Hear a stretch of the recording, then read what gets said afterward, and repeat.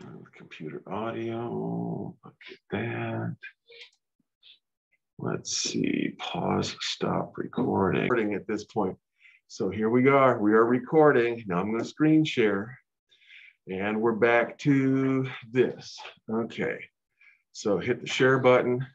Okay, we're supposed to be all recording this stuff, which is good. So now we're going to try to get this thing to go, and we're going, and it's working. Hey, I can go back and forth. What a deal. All right. Hey, that little camera thinks it knows me. It's following me around. That's really cool. That's so cool. I'm going to even try to turn on that camera. Wouldn't that be cool? Stop share. Video to Ozbot, because he's so cute. Okay, then screen share. Then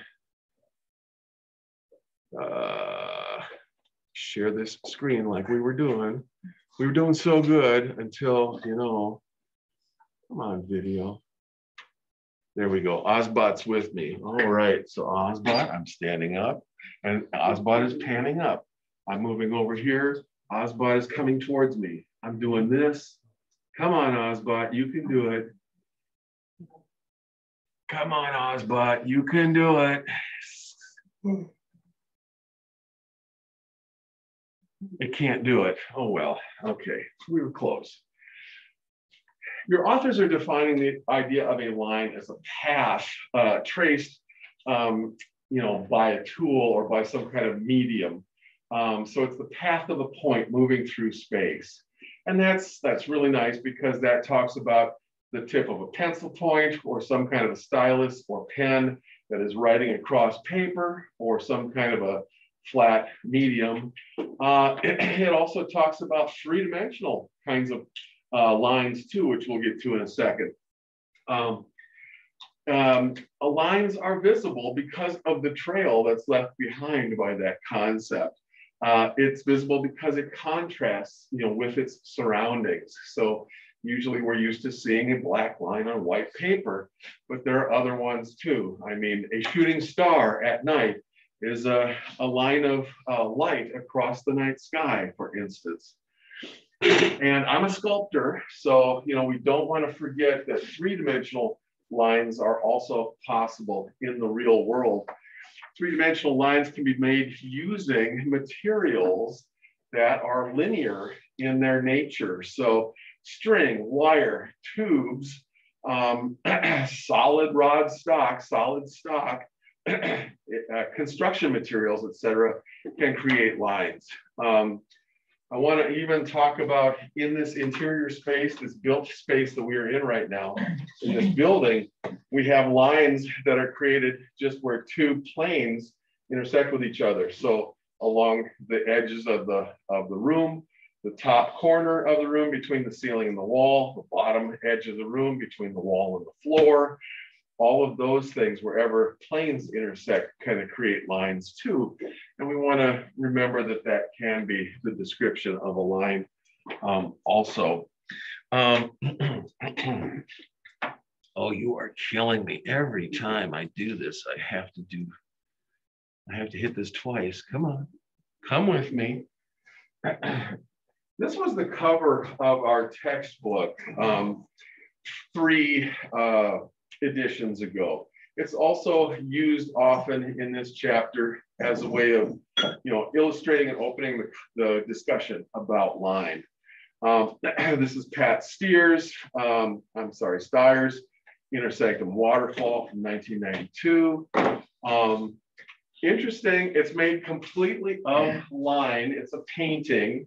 It's a lot of fun for me because it's nothing but line. And so again, visiting this concept of abstraction, it doesn't look like much until you spend a little bit of time with it and get into it. So we've got a lot of vertical elements, linear vertical elements in this composition going across the entire part of this horizontally oriented space. And on a rainy day, we really start to get the idea of rain or waterfall or something like that.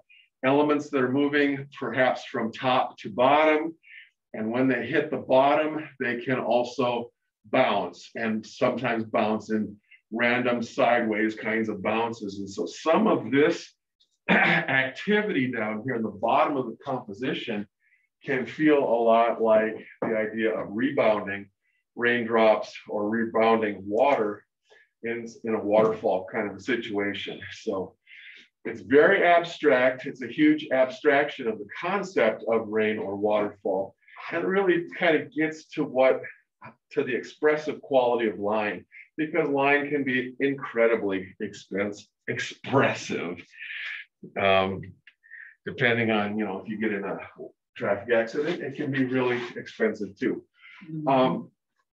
In art, we use line as a construction material for images, for shapes. And so when we're drawing or painting, there's a lot of use of line to create other kinds of shapes. If you're going to create any kind of shape with a drawing in a drawing medium, usually you're using line to create the outside contours of that shape. And so the trees, the house, any other kinds of shapes that are here, the fence, are all built out of lines and linear elements.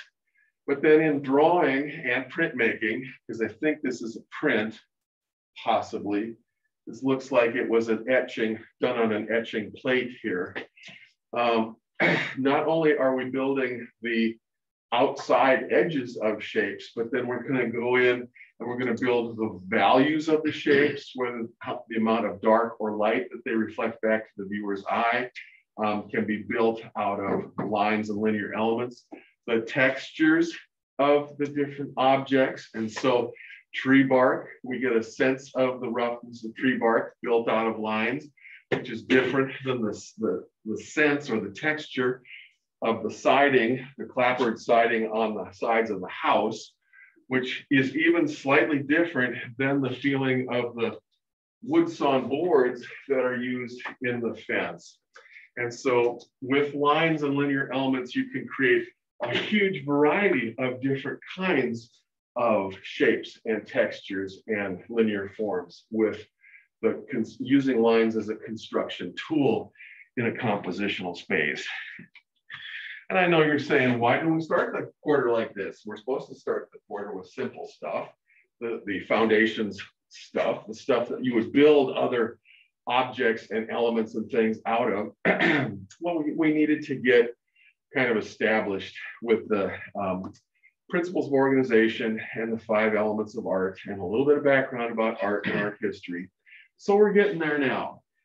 So line can provide all kinds of different emotional content, and it can have completely different feelings and qualities to it depending on how it's being used by the artist. So this is a drawing by Ellsworth Kelly. It's just called Briar from 1963. And it's really wonderful. I don't know, I'm sure all of you have been out in the woods or on the edge of town or something where you run into some kind of a plant that has leaves on it. And it also is a viney plant that may have sharp thorns and stuff on it. So with line, we're able to do both the sharp, thorny nature of the briar and also the really big, loopy, soft, ear-shaped almost leaves, that can be part of this thing. So it's really fun. The artist has used an economical use of elements in the composition, very few elements, to create 2 completely different kinds of things with the same element, the same line. He's able to create both the linear structure and the pointy nature of the thorns of the briar, and also the huge, soft, loopy, shape of the leaves in a very economical way. Better than I could talk about it, as a matter of fact. How many of you have done calligraphy, where you've learned the art of beautiful writing with a calligraphic pen, perhaps a calligraphic nib of some kind, pen and ink? Well, there is such a thing. We call it calligraphy, calligraphic line. And a calligraphic line is one that changes its thickness along the length of the line.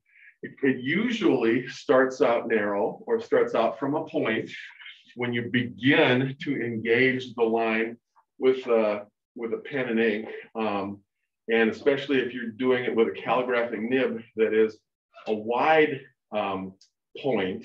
If you come into the thing and start with a chiseled point like this and start drawing like this, you get a really thin line. And as you move it sideways, then the chisel point changes its direction, and then it becomes a plow that is leaving a much wider swath of ink behind it.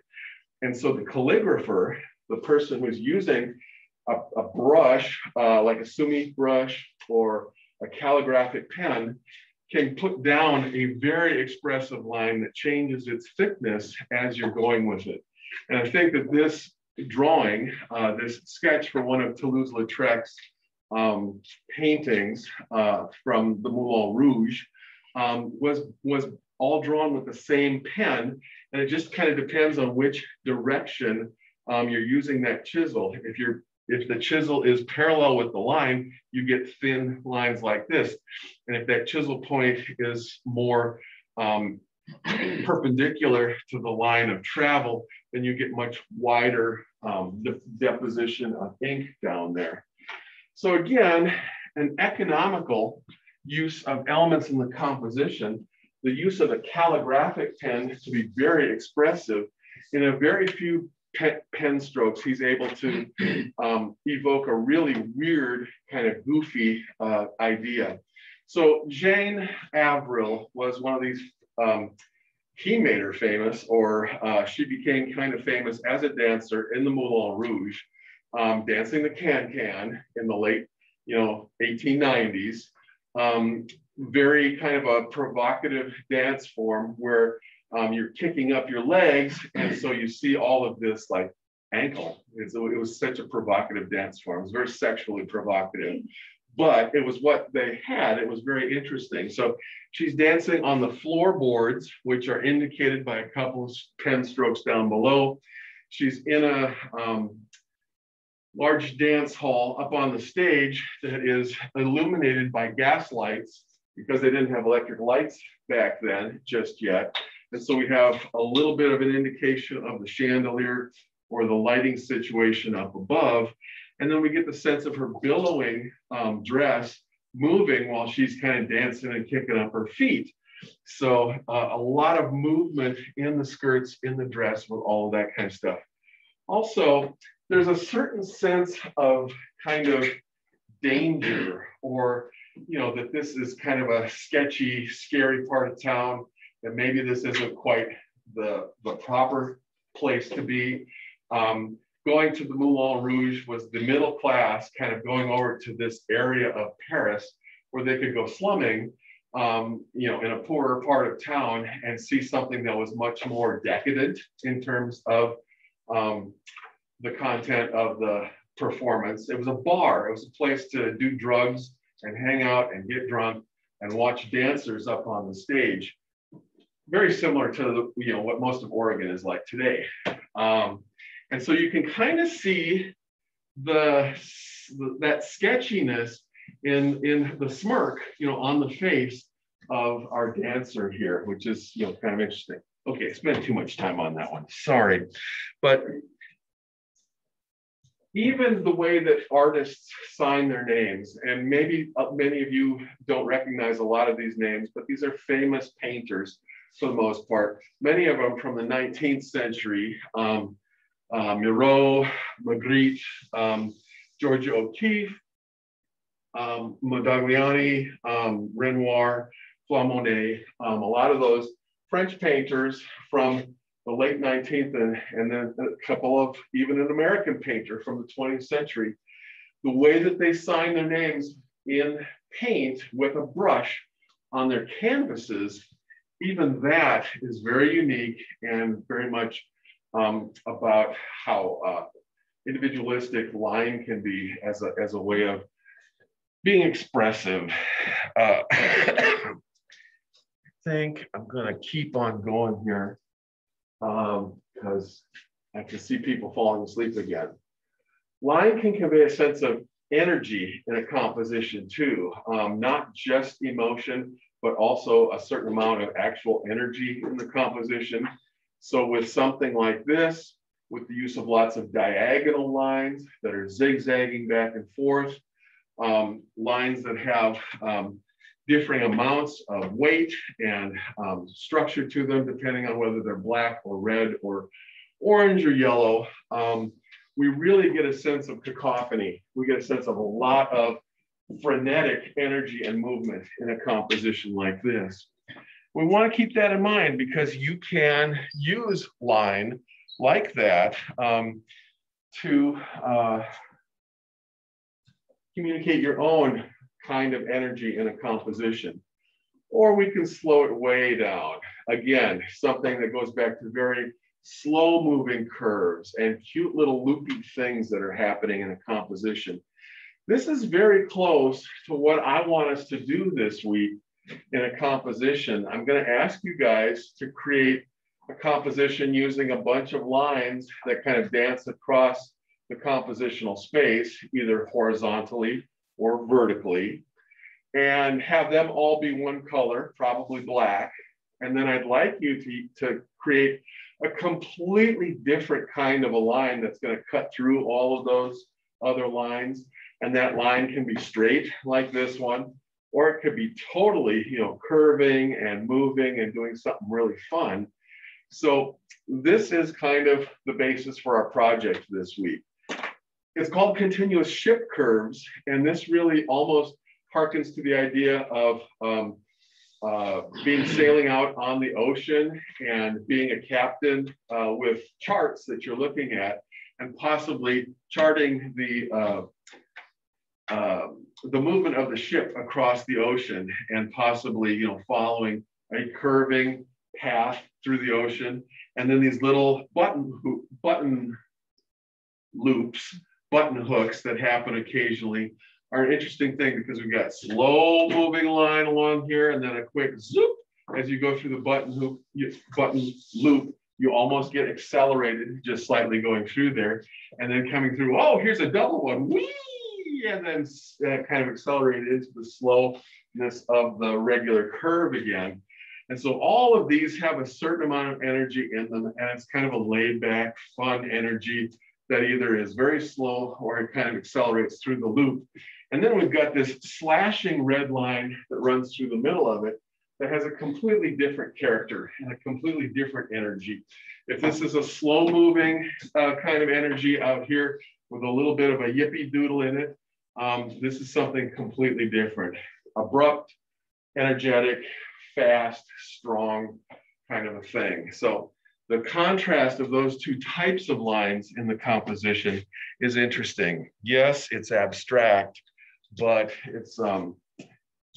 it shows, that different kinds of lines can exist in the same kind of a composition. We can take like 2 or 3 different kinds of a basic ideas in a composition and build an entire painting or an entire elaborate composition out of these ideas as an abstract composition. So in this one, we've got shapes basically that are kind of created by contour lines to create rectangles. So we've got a bunch of rectangular form in this composition. And some of the rectangles have diagonal lines in them. And some of the diagonal lines are a little curvy or whatever, kind of look like wood texture, like a block of wood, possibly.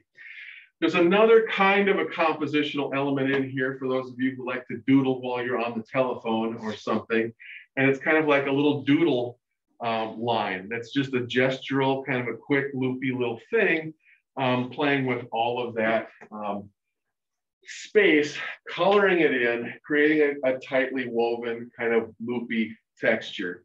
And so those two ideas are basically, explored in this painting. First, doing them to kind of generally occupy the space, and then taking much larger close-in versions of those concepts and really elaborating on them a little bit so that we get some variety in the composition and a different kind of application of it. So in the case of the diagonal lines, here we have some much stronger, more fully formed, widely spaced, thicker diagonal lines being repeated over here. In the case of the squiggly lines, we get a larger, much more elaborated on area of squiggly lines here and here and here, repeated a little bit. And so this becomes the dominant area of the composition. This is like a secondary area of dominance in the composition. And everything else is kind of balancing out in a very tertiary or third order kind of a way in the background to help create structure and interest, enough harmony to hold the composition together, enough variety to make it just a little bit interesting to look at. You may be done with this by now. It's not that interesting, so we may be done looking at this by now. Many of the great artists from history were also fantastic draftsmen. And so when they would do early sketches or try to figure out what the painting was going to be like, they used drawing media, pencil and paper, ink and paper to do preliminary drawings, preliminary sketches, block out what the painting was going to become.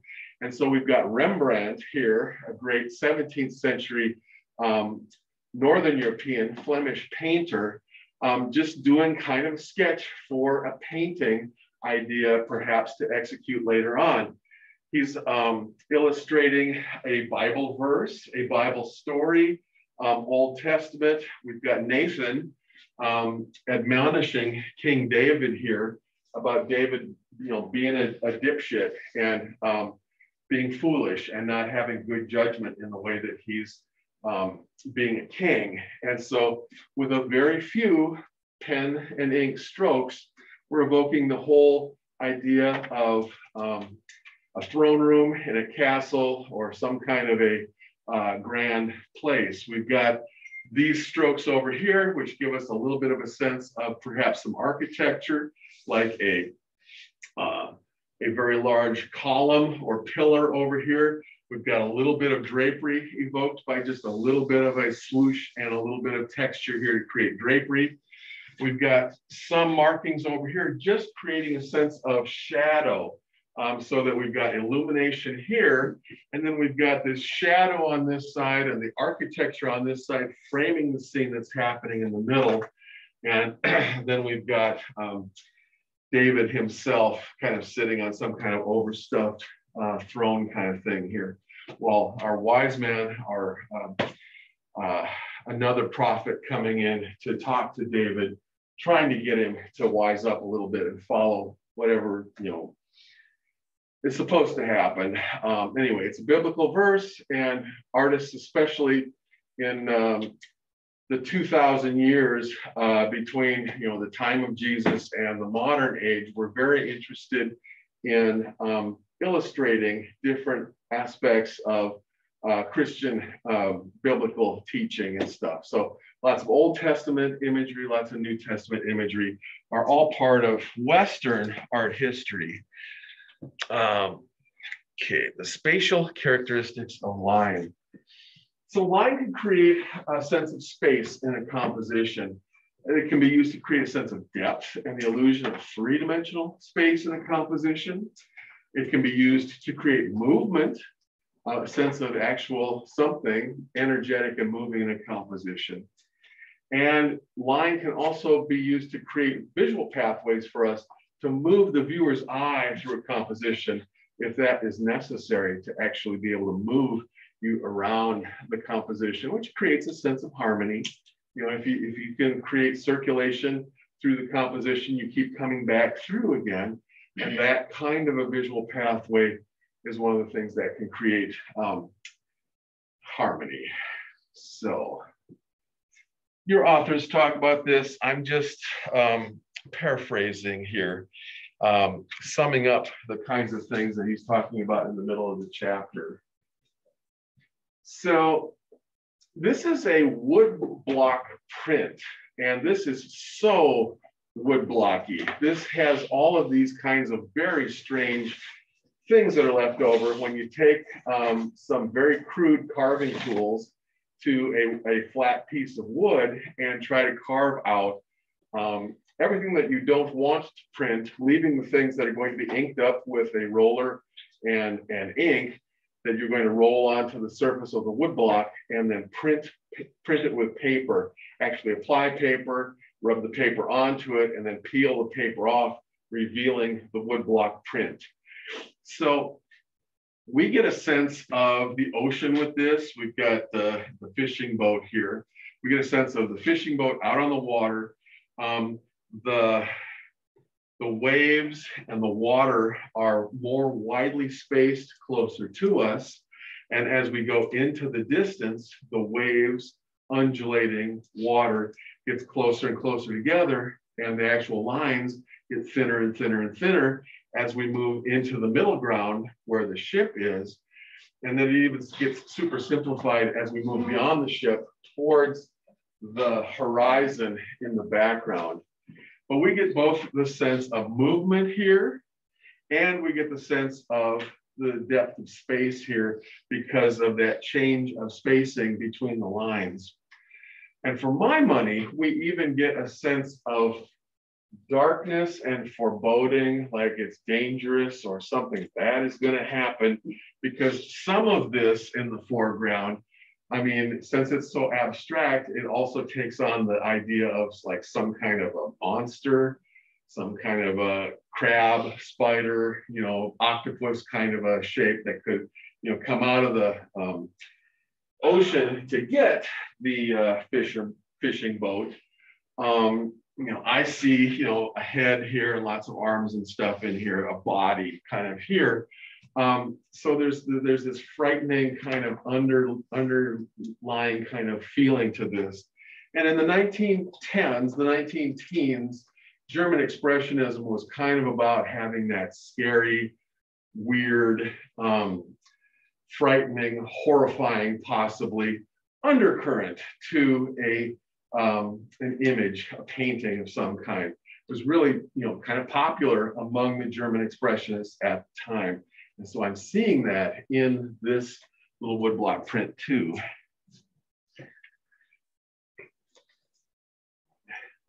This is much more fun. This is like juggling spaghetti.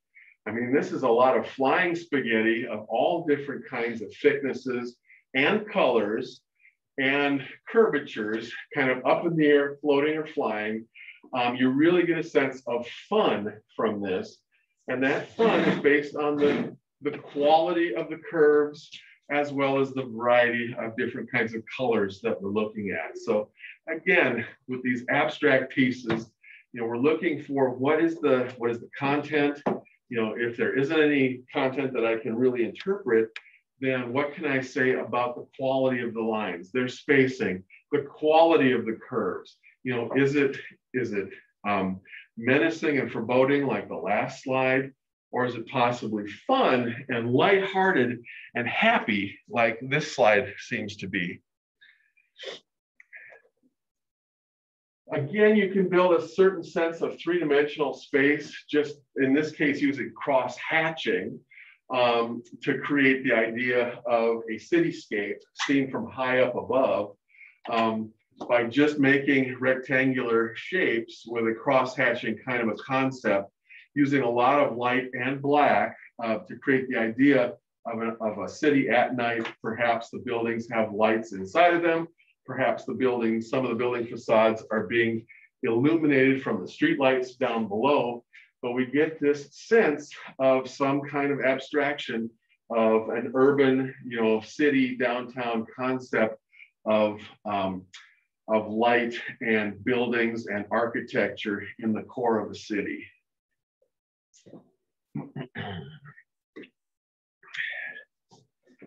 So not this week, but next week, 2 weeks from now, we're going to do this project. This is really fun for me. We're actually going to do our first drawing in a week from now. So I'm going to set up some still lifes instead of having you draw somebody who's like this, who's actually a person sitting on a couch. We're going to draw some still lifes with boxes and bowls and different kinds of objects and elements in it. But we're going to treat the still life like this. This is a cross contour line drawing. And I'm going to even use this as an example on the handout next week when we start this project. So the artist drew, outside contour lines for all of the shapes in the composition. Drew the arm and the skirt and the legs cross-legged on the couch. Drew out all of the drapery and everything. Drew the couch in the background of the couch cushions and whatnot. And then came in here and only drew cross contour lines across the contours of all of the forms, all the three-dimensional forms in this composition. And when the artist got done drawing the cross contour lines on the skirt and contour lines that are slightly different in their thickness and spacing across the hand and the arm, and especially across this leg right here, and even varying the lines enough so that you get kind of a wonderful pattern here of thick and then thin, thin, and then thick again. Went back in with an eraser and erased all of the outside contour lines on all of the shapes. So there's no actual contour line, on the edge of that shape.